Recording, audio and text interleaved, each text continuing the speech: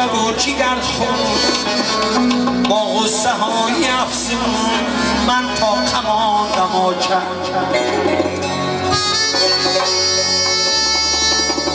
شماره سخت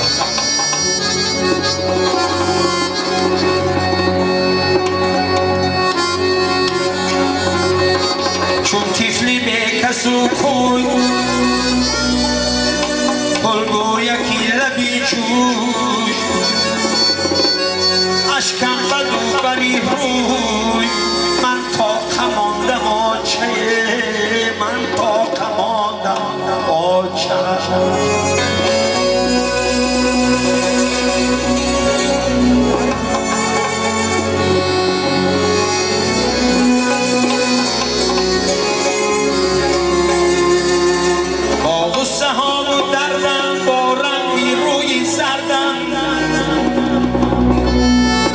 صلح با نبردمه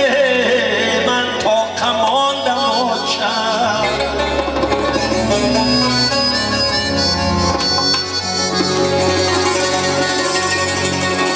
به تو میانی مردم چون یک شیابی انجون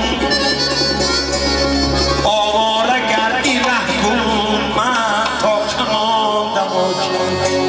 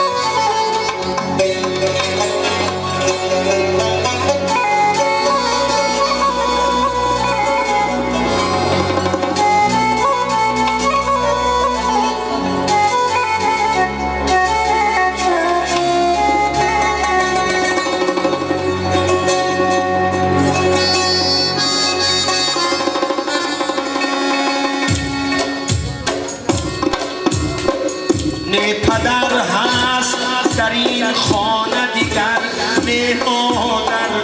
ماه و خورشید و سرداشت ندارد دیگر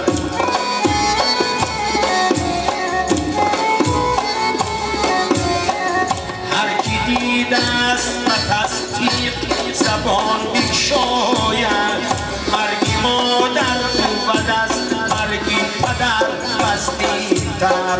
مرگی مادر بود از مرگی پدر بستی‌تر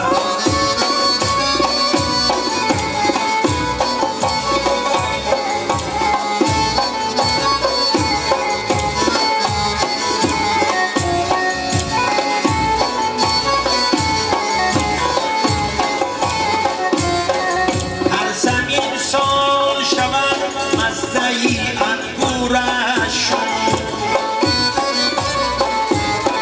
ریشه اشکام شد از زی جویگاری بسر